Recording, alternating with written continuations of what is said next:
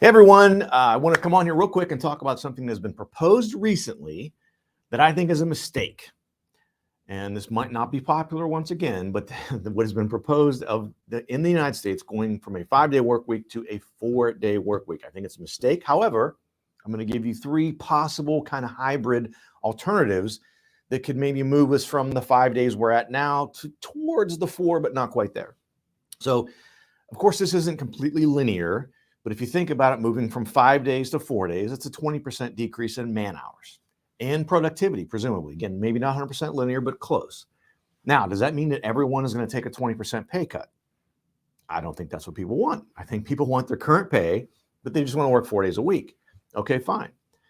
What's that mean, though? That means even with the pay cut, your employer is going to have to hire 20% more people, generally speaking, to make up for the productivity loss, the man-hour loss. Now, where are those costs going to go? Hiring 20% more people. So if you have your employer has 100 employees and they got to hire 20 people more to make up the difference for this, that's significant. Where are those costs going to go? They're going to come back to me. They're going to come back to you. The consumers are going to eat that cost. It's going to drive the cost of everything up. And again, maybe not 100% linear, but pretty close. So that's why one of the main reasons, primary reasons actually, that I think this is a mistake. However, let me give you 3 alternatives that I think we can maybe work from the 5 down towards something towards a 4. So option number 1, alternative number 1, increase the number of vacation days. So let's say that every employer is mandated to offer an additional 12 vacation days. So I just made 12 to make it easy. 12 months in a year, an extra 12 days, you get an extra day per month. You might think, a day a month, that's not that big of a deal. Well, it kind of is. If you think about it, in a 5-day work week, 12 extra days is about 2.5 weeks. So it would be about 2.5 weeks of additional vacation on top of what you already get. So that's one potential option. Now, there's costs associated with that as well. So alternative or option number 2 would be, this is going to be less popular, would be to allow employees to buy additional paid time off.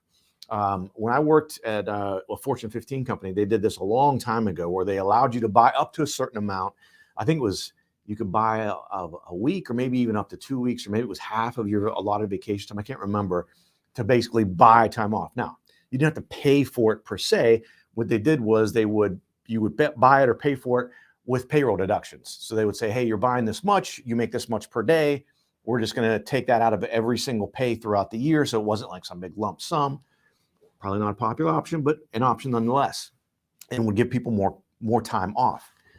The third option would be to allow employees to take unpaid time off. So, and you have to limit this, of course, because companies need to be able to do resource planning, et cetera. You can't just have people, hey, I want to take this next month off, right? There's got to be limits to it. But that would be another option of allowing people to say, hey, if you want additional time off, that's fine. And again, you have to put parameters around it. How much time can they take off? How far in advance do you have to book it? Things like that. And again, this would be in addition to the current time off you have. Now, this again was not going to be perfect, but it's going to get us from a 5-day lesser, not necessarily to 4, but even going back to the first alternative that I mentioned with increasing vacation days, which again, there'll be costs associated with that, but not as significant as the 20% cost I mentioned earlier. You know, if they gave you 12 extra days, that's still a lot better from the employer's perspective than 52 extra days. Because think about it, if you take a day off a week, an extra day off a week, that's 52 days. And think about how many employees you have in your company. 52 days off additionally for every single person in the company. That is significant.